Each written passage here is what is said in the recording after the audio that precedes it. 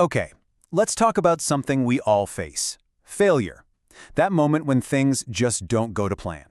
But what if we've been looking at it completely wrong?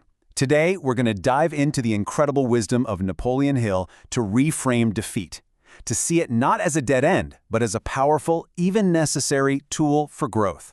It's all about finding that lesson hidden inside the loss. Ready? Let's get into it. Just let that sink in for a second. This one idea, right here, it's the key to everything we're about to talk about. Hill was convinced that inside every single setback, every frustration, there's a hidden opportunity, a seed of something better.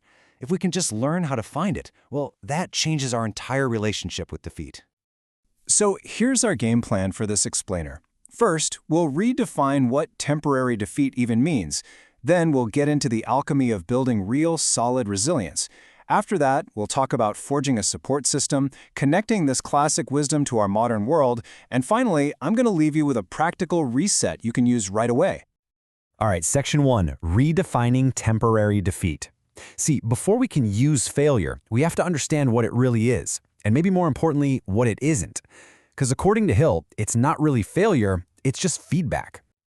Napoleon Hill saw what he called temporary defeat as nature's way of tapping you on the shoulder and saying, hey, something's a little off here. It's not a sign that your goal is wrong or that you're not good enough. No, it's simply feedback that your plan needs another look. Think of it this way. You're digging for gold, and this spot's empty. That's just a signal to adjust your strategy, not to give up on the treasure. And this is such a critical distinction. Hill is saying that failure isn't some big, bad external force that happens to you. It's a reality you choose to accept. It only becomes permanent the moment you decide to stop trying. So ultimately, you're the one holding all the power. Think of adversity as a filter. This was a core idea for Hill. It's the universe's way of asking you, so, how badly do you really want this? These challenges are designed to separate those who are just kind of interested from those who have that burning, unshakable purpose. The setback is literally there to test the strength of your desire. And that's what makes this so profound, right? Quitting is the default setting. It's the easy, logical path. That's why pushing through that temporary defeat, choosing to find the lesson instead of accepting the loss, that is precisely what separates the successful few from everyone else. So let's move into our next section and see how this all connects. We're talking about the alchemy of resilience, and I love that word, alchemy. Because this isn't about just gritting your teeth and enduring hardship. It's about actively transforming it into strength. Hill's formula for resilience is this incredible combination. It's not just one thing, it's having that deep faith in your ability, a crystal clear purpose that guides you, the sheer persistence to just keep going, and the right perspective to see setbacks as lessons. You put those together, and you create an unbreakable inner core. Let's just break that down a bit more. Your definite purpose? That's your North Star, your why.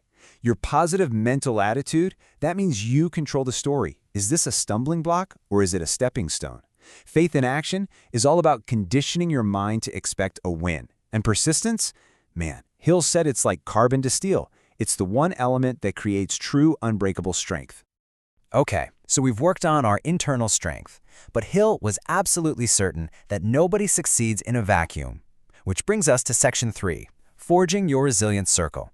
This is all about building that external support system that multiplies your internal resolve. This right here is the whole foundation for Hill's famous mastermind principle, and we're applying it here to resilience. The idea is simple but powerful. When you blend your mind, your faith, and your energy with others, you create this third, invisible force that's way more powerful and resilient than you could ever be on your own. So, who do you invite into this circle? Well, this isn't about their job title or how much money they have. It's about their character. You need faith-minded people who see possibility. You need purpose-driven people who get what it's like to chase a big goal. You need truth-tellers who give you honest feedback, not just what you want to hear. And you absolutely need uplifters who bring positive energy, not drama. The quality of these people is everything. And here's a super simple, actionable way to make it happen. Meet regularly. Always start with gratitude. Focus on one person's challenge at a time so you can go deep, and always end with commitment and that shared sense of faith. This structure turns a casual get-together into a real engine for resilience. Okay, so Hill's principles are obviously timeless, but how do they hold up in our crazy, fast-paced, tech-driven world? In Section 4, we're going to bridge that gap. We'll connect this wisdom to modern tools and figure out how we can build resilience right now in the age of AI. I mean, our challenges today are different, right? We're dealing with constant mental fatigue from just too much information. There's this weird sense of isolation, even though we're connected 24/7. And there's a sea of distractions that can pull us away from our purpose. As Hill would say, all these things make it easier than ever to just drift aimlessly through life. But here's the thought. What if the very technology creating some of these issues could also be part of the solution? This is fascinating. Think about it. AI can automate your tedious tasks to fight mental fatigue. If you're feeling lost, it can synthesize data or spot patterns to help you find clarity. It can even support the systems and apps that keep your resilience circle connected and accountable. And this is the absolute key point. AI cannot give you a purpose. It can't give you belief or courage. But what it can do is handle the clutter, organize the chaos, and create the space for you to cultivate those things. It's not a replacement for your spirit. It's a multiplier for your intention. Okay, let's bring this all home with our final section, your failure reset. This is a simple, practical tool you can use the very next time you face a setback to turn it from a moment of defeat into a moment of development. Seriously, the next time something doesn't go your way, I want you to grab a notebook and answer these 3 questions. Number 1, what is the lesson here? Number 2, how can I refine my approach? And number 3, what strength, like maybe persistence or humility or creativity, is this challenge forcing me to develop right now? And that brings us full circle, right back to where we started. This quote sums up everything we've talked about perfectly. Defeat is not some external event that crushes you. It is an internal decision that you make. It only becomes real when you say it is. So, I'll leave you with that 3rd question from the reset, because I think it's the most powerful one.